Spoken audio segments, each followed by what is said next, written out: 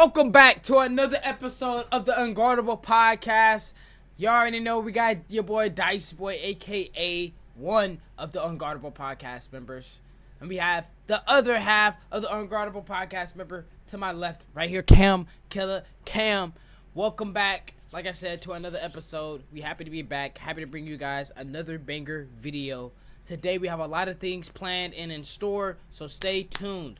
Very first thing that we have to talk about, as y'all know, we just had All-Star Weekend pass, and it was very fun. It was not intense because that game, for some reason, literally the score of 200. I think it was 211 or something like that. It was a ridiculous high amount. First time ever hitting score of 200.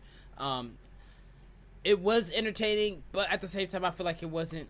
But we're gonna go through everybody's final results as far as the contest winners and who came out on top, and as well as I made a few predictions on my side of the channel on Dice Boy Live, on my other YouTube channel. So if y'all haven't already, y'all can go check those out. I made some predictions over there.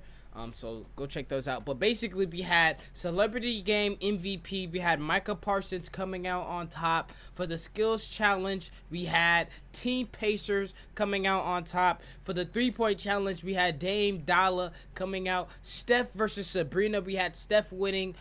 For the Slam Dunk contest, we had Mac McClung coming out on top. And then versus East versus West, surprisingly, the East Coast Eastern Conference came out on top with that.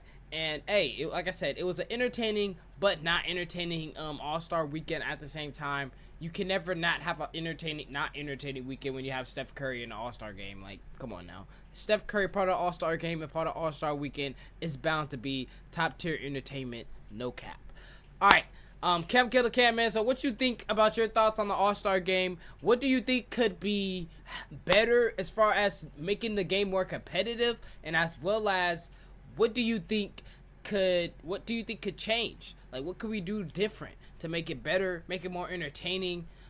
A lot of people are saying that we should add a 1v1 tournament into the All-Star Weekend, and that could spice things up, or a 2v2 tournament, or we could bring back the target score. A lot of people said that this year they went back to the old school format of 4 quarters, and Target score wouldn't have helped. A lot of people said the target score would have made it East was better. up by so much that they would have easily gotten to the target score faster. What I think they should do is, one, they could just do first 3 quarters, they could just play, like, have fun or whatever. And for the 4th quarter, it's 0-0. And the first one, I said the first one to 24, because they've been doing it to honor Kobe. But Yep. if 24 is too short, then they could go to 30 or whatever. But the only way they're going to be competitive is if the game is close. 0-0 going into the 4th. If it's first one to 30, it's gonna be entertaining every time. I mean, that's the 2 All-Star games that were competitive. Was the game was close. You had the one in Chicago where you had the Anthony Davis game-winning free throws, and then you had the one in Cleveland where LeBron hit the game-winning fadeaway over Zach LaVine. Yep. All those games were close, so they're gonna try when it's close. Any person who's competitive, which you gotta be competitive to be in the NBA. If the game is close, you're gonna try. Well, how do you feel about? Okay, if that's a solution, is Cam hairline receding? Oh my God, bro! Like, come on, Cam, they trying to get on you. Anyways, what you call it? 1, 2, 3, 4. I can't even get my 4th finger on there, bro.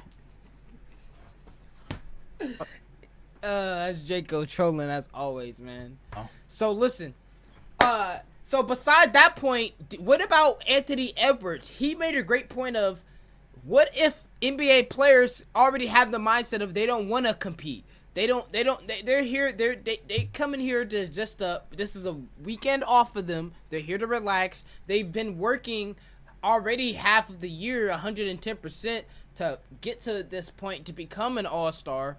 So it's like, this is a weekend where you want to chill. You like, for us as an audience, we want to see the best of the best compete against each other, but they looking at it at the point of, we've already been playing back-to-back games. We've been playing half of a year. Like, this is a weekend for us to chill and relax. And Pierre, Pee-wee the plug, he said it. He had a great response to this. He said, hey, if you don't want to play, we'll get some other people here who will play. You don't want to be an all-star, you don't want to play? Hey, we'll get Alex Caruso an all-star. He'll come out here and lock some stuff up, bro. If you don't want to play, then Patrick Beverly, we'll get some other people who are all-star. We'll get Pat Bev out here if we got to, man. Okay. But I just think when the game is close, they're gonna compete. Yep.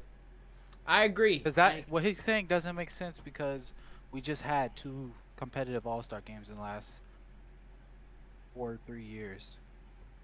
Yeah. Well, we'll see if things change. I want to say, What's up? Sabrina versus Steph being the best part of the all-star game says a lot about how this all-star weekend went. I mean, not the all-star game, but that being the best part of all-star weekend says a lot. No, hands down. Because that skills challenge was not entertaining at all, chat, between the 3 Team Pacers, all rookies, and, you know, all that. The skills, even the skills, the Rising Stars game, that was cool. It was all right. They had a little tournament style. It was all right. The All-Star game was just, that was, I don't want to say horrible, but it was horrible. Like, it was cool to see Damian Lillard hit those shots. Moments. Like, yeah, it had moments. Let me say, it had moments, but it was just wasn't. It was entertaining. It's just not competitive. Like, for instance, like I was watching Numbers on the Board podcast, and they were there, and they were in Indiana. They stayed in their hotel for the All-Star game because it wasn't even, and they were glad that they did. Like, it wasn't even worth going. They were there for All-Star Weekend, didn't even go to the All-Star game. Yeah. Honestly, chat, if I don't see anything different, because I planned on going to at least All-Star Weekend, maybe not attending All-Star Weekend like the game, but I wanted to go because next year it's going to be in the Bay. I would just want to go and be in the environment, see how it is, you feel me? See how All-Star Weekend is. If it's not even, if they don't even plan on doing anything entertaining, man, I'm not even finna even waste my time going out there to the Bay because they're supposed to have it next year, in the Bay Area, and I'm super excited because I already know that's going to be a huge All-Star game, especially with Steph. What's this camera? Especially with Steph. Especially with Steph Curry and Klay Thompson getting in this All-Star game, man. It's going to be a beautiful, beautiful All-Star game in the Bay. But let's move on from All-Star Weekend. Like Kim said, Steph and Sabrina for sure was, without a doubt, the highlight of All-Star Weekend. But let's get into some quick recap. It's been like 2 weeks since we've talked about this. It's been like 2 weeks since this has happened. But this is our first, this is our podcast, and we gotta, talk about the Super Bowl, Cam. No, we don't. We just gotta leave it in the past and just move on with life. Move on with life. Also, breaking news: the Warriors have converted Lester's contract to they gave him a normal contract instead of having him on that G-League contract. Yeah! He's been finally getting PT. Now he's on a normal contract. Let's go, Lester! No more two-way. Come on, man. Lester Quinones deserved that, chat. Ben deserved Corey Joseph minutes. Facts. Oh, everybody was hating on Corey Joseph. I feel like he got way too much hate. Like, he didn't add anything when he was on the floor, but he also like helped just keep things afloat. Like, I know his percentages was bad, but his shot attempts weren't bad. Like, he was just getting like, you know, shots like in the shot clock, like 5 seconds left, we gotta kick it, and it's an open jumper he should make. But this is our recent win schedule and loss schedule of the Warriors. And as you guys see, starting from Philadelphia, we've been on a 1-2 3, 4, 5, 6, 7, 8, 9, 10. Out of the last 10 games starting from Philadelphia, we've won 8 out of the last 10. We've losing to the Clippers by 5 and then losing to Atlanta by, what's that, 5-2 or 6? One of the two. So, shouldn't have went to overtime. Make a long story short, we've won 8 out of the last 10 games. It's looking pretty good for the Warriors. As Cam just said, Lester Quinones just signed a brand new contract, so I'm happy to hear him. Brandon Pajinski has been playing, a.k.a. Pods, has been playing out of his mind. He just played in our Rising Stars game and looked very well. He just broke a record for having the most assists in a game for a rookie not too long ago with like 14 or something like that. Kuminga post haircut looking like Cam's hair right now. Since Kuminga has been getting a haircut, y'all, this man has been averaging 22 points, has been hooping. Steph Curry has just dropped 64 points and then dropped 47 like the other night. Steph Curry has been playing absolutely out of his mind. He's been averaging like 44 points since he's had to been named an all-star starter. So he's been playing very well. Klay Thompson just came off the bench the other night and dropped 29, I believe it was, off the bench, or 32, something like that. So he is hopefully getting in his groove. I believe the Warriors can make a very, very strong playoff run. I just think that, if I'm being honest, we just gotta get together. We just have to stay together, and we just have to get healthy. Chris Paul's still not 110% yet, so we're still waiting for him. And we just gotta stay together. We just gotta believe in each other. I feel like one thing that the 49ers didn't do, that the Warriors will do, is believe in each other and play together. Like, we didn't talk about the Super Bowl. We just brushed over it real quick. But like, Deebo Samuel, bro, you had such a fucking lazy game, bro. You're going to piss me off so bad, man. I saw a lot of film on you, bro, and I love you so much. But the way that he played, same with George Kittle and a few others, there was no excuses to play at the level that they played at that time, especially being at that high of a caliber game. You feel me? And I know as a Warriors organization, especially with us winning, you feel me? That's one thing that the 49ers haven't done, is actually won. With that being said, the Warriors, I believe, are going to be able to finish out a little bit stronger than the 49ers have, just because, like I said, we've actually won championships. We have actually been there and done it. So, oh, no. My Unguardable podcast painting just fell. So, yeah, Cam, what you think about the Warriors, man? You think we'll be able to make a playoff push? Can you put that schedule back up? Left. So right now we have Los Angeles, Charlotte, Denver, Washington, New York, Toronto, Boston, Milwaukee, Chicago, San Antonio. Toronto, San Antonio. There's a lot of all those games are winnable. Yep. But there's a lot that we should win. Should win or shouldn't? Should win. There's a lot of those games that we should win. Yeah, like this LA game, chat. That last time that we lost to them with Curry having 46, that was a painful loss. We should be able to win this game coming back off an All-Star break. Charlotte, that should be an easy win. Denver, Denver's always a competitive game. Washington, going back to play pool party, that should be a good win. New York, that's a pretty good game. They've been playing. That's a really hot team. They've been playing really well. Toronto, we should be able to get that. Boston, that's going to be a really, really, really good game right before my birthday. Inspirational, sensational. And then we play Milwaukee. That's two days right before my birthday. And then we play March 7th. That's a day before my birthday. We play Chicago, so I think that's going to be easy dub. Then we got Wimbanama. March 9th, the day after. Hey, we play a day 2 days before, a day before, and then a day after my birthday, and not on my birthday. That's kind of pain. I wanted to watch some Warriors basketball, but guess I gotta sacrifice. So yeah, I believe those are all winnable games.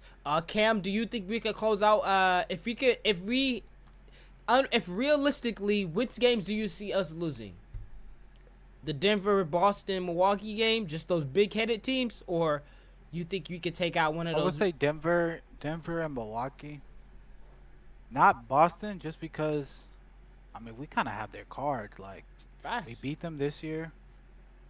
We know what happened in the finals. Like, we kind of have their hand. So Did you see what I can't Jaylen say that Brown? game is Did you see just what Jaylen Brown said to Jamar Green in that on that TNT clip? Jaylen Brown was interviewed at the very end of the All-Star game, with Draymond Green and Chuck, and Jaylen Brown was talking about how they said that they were inexperienced in the finals, and that it won't happen again, and that they won't mess up again, and that they won't let it slip away. Like that's basically what he was saying, is that they won't let this opportunity slip away. And then Chuck came in and said, well, you won't have to worry about seeing him in the finals, referring to Draymond Green, because he's saying that we're a play-in team. And I played against you in the finals. When you went to that level of just force, we wasn't ready, but we're going to be ready this time. I appreciate it. Well, Jaylen. first of all, he won't be there. Wow. Jaylen, you're one to talk. Thank you. The number one criticism with the Celtics is they take too many jumpers, and I believe they're second to last in the NBA in point paints, or Points in the paint? I Wow. don't think you can win a ring like that, because if you don't get to the basket, your shot's not gonna fall sometimes. Like, the shot's not gonna fall, and what are you gonna do now? When that shot's not falling, what are you gonna do? So they gotta, I don't know, they gotta switch that up a little bit, but they gotta make the finals.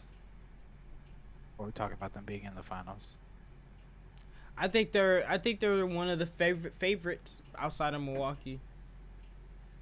All right, moving on. All I want to say is, when we checked on our predictions, my Cavs prediction wasn't looking too good, but I just want to say the Cavs are back on track on my prediction at the 2 seed. So I don't want to say I predicted this little win streak that they're on, but I had them being the 2 seed before the season started. Wow. Interesting. Okay, let's have a little fun real quick, guys. Before we finish up and wrap out this podcast episode, I want to have a little fun with you guys, and I'm going to have a little fun with Cam Killer Cam. And so I want to start off with this called Choose Your Color. Okay, Cam? Which trio you want based off of jersey colors? And this is going to be very, very interesting, and I'm going to go through the jersey colors real quick, and then we're going to make our choices. So, starting with See what Talon Chavez says. Huh? You said who? Thailand yellow by 100. All right, Team Red. Team Red. We have Michael Jordan, Dwayne Wade, Joel Embiid. Team Orange, Shea, Melo, KD. Team Yellow, Steph, Kobe, LeBron. Team Green, Tatum, Greek, KG. And then Team Blue, Ant, Jokic, and Luka.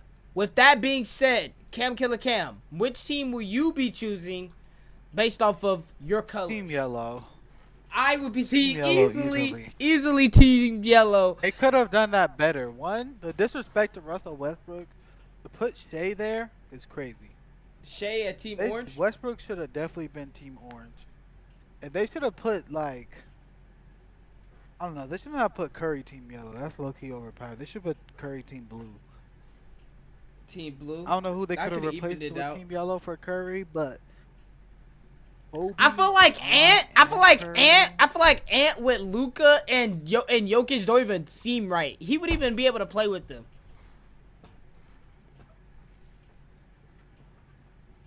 But Curry, Kobe, and LeBron, chat, there's no way possible that you don't choose that trio. disrespect to this man right here. Westbrook, man.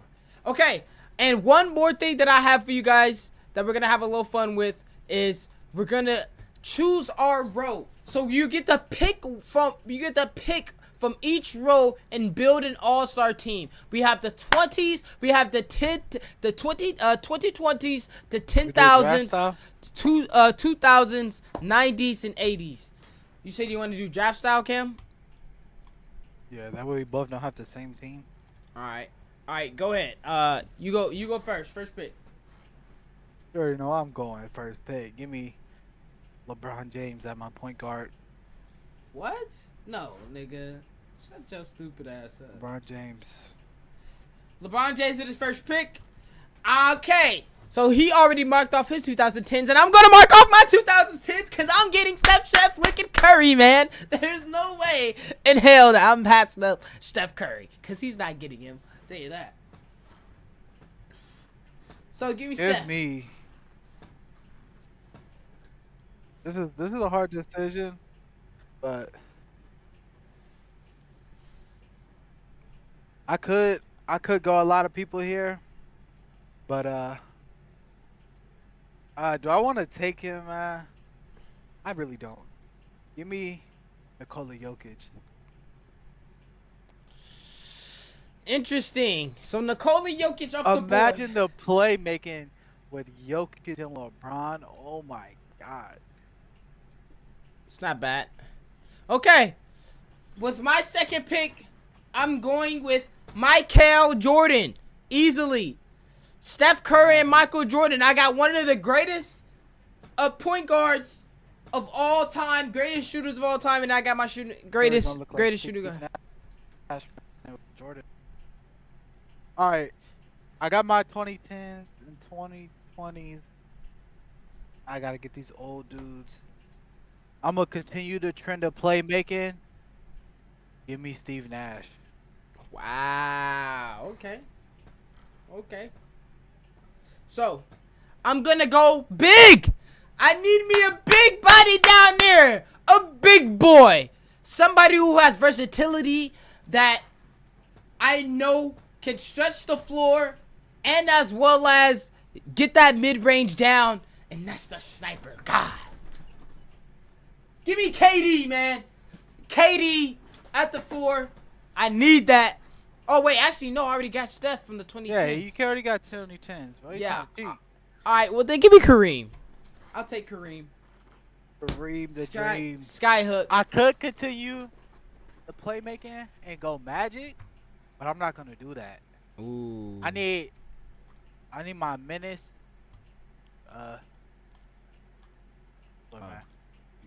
Gotta go back. What?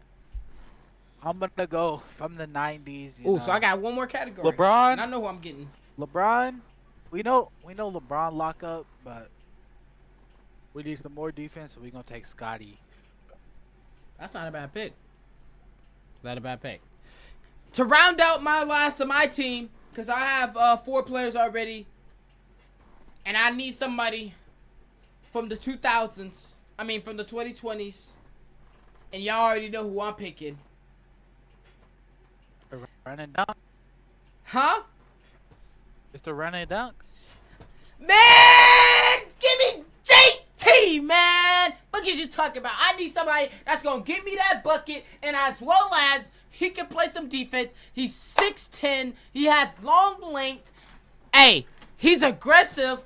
So, at my point guard, I have Steph looking Curry, man. At my 2 guard, I got Michael Jordan. At my 3, I got Kobe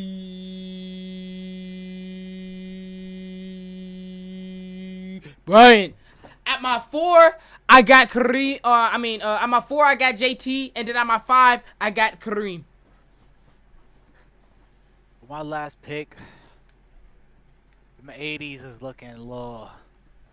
I'm gonna just continue. You know, we gonna be big, man. Steph Curry he gonna get worked out here. I'm taking Magic.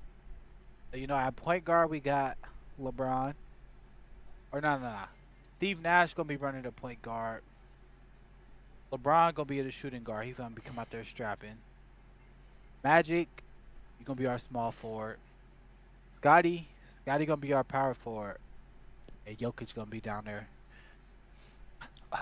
You know, doing his thing. Chat, that sounds like the worst spacing of all time. But hey, man, that's KFC. How? How?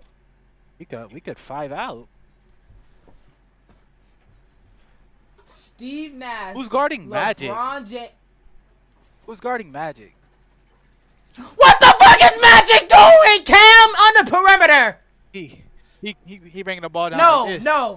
no. Shut Steph up. Curry, Shut up. Steph Curry, I wish shut you up, would pick shut up up, 6'8" Magic shut up, Johnson. Shut up. Steph Curry, shut up. Magic, we ain't worried about nothing on that team, man. You don't have nobody on this team that shoots over 30% from the three. Oh my gosh. Well, need that. Keep all the mid-range guys, because I got Michael, I got Kobe, I got Steph, I got everybody that can. Steph Curry I have 5 level scoring from each person besides Steph. Every person on my team can score from 5 different levels, from the post, from the mid-range, from the 3, from everywhere. Yeah, 5 level score, because it's more than that. And ISO ball. That's the 5 levels of scoring, chat. Being able to drive to the paint, finishing, shooting. So mid-range. Hey, I got a question. 3-pointing, ISO, and post work. Those are 5 levels of scoring. Post work, ISO, shooting. What? Who's taking the last shot? Who's taking the last shot? Yeah. It don't matter! You thought you was gonna get an answer! Guess what? That's your problem to figure out. I have Kobe Bryant, I have Michael Jordan, and I have Steph Curry. That's your problem to figure out. Michael Jordan standing like this while Kobe trying to hit the game when it shot Michael Jordan. Like, come on, man. Michael Jordan. Guess what? No, Cam, this is my question. This is my question, Cam. In this scenario, you're down 1. A 2 wins it, or 3 obviously wins it. We have the ball. Kobe's up top with the ball. I have decided to call a clear for Kobe. I got Michael Jordan and Steph Curry at my wings. I got Kareem and JT on my other wings. Is just a full out ISO. Are you letting Kobe take that, or are you sending a double? I got double. You're sending a double. Who are you doubling from? Kareem. So that means you're coming from help side, right? So if Kobe drives, or if Kobe hits whoever. Kobe drives, he's gonna have to worry about Jokic stepping up. Jokic coming from the help side. So that means you're leaving Kareem open.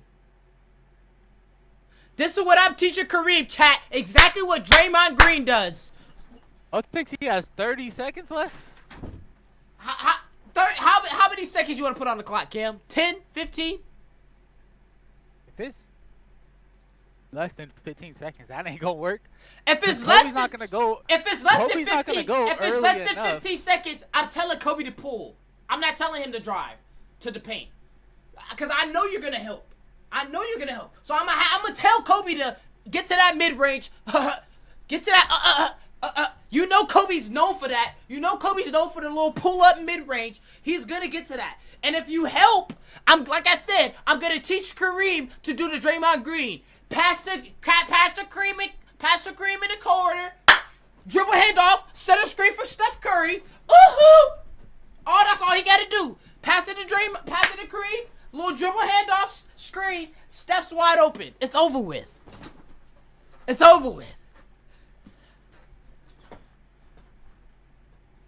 Same with Michael. If I would have sent put Michael on the island, clear out. You want to send that double? I got people that can help. But anyways, chat. That was it for the podcast episode. Anyways, that was fun. It was just we had to see who would really debate. That was pretty interesting. I think we should put those teams into 2K and see whose team comes out on top. I think that would be pretty interesting to see. Hey man, subscribe. I'm gonna see you guys on the next Unguardable Podcast episode. Stay tuned. Very soon, special guest. Promise you guys. Got y'all. Love y'all.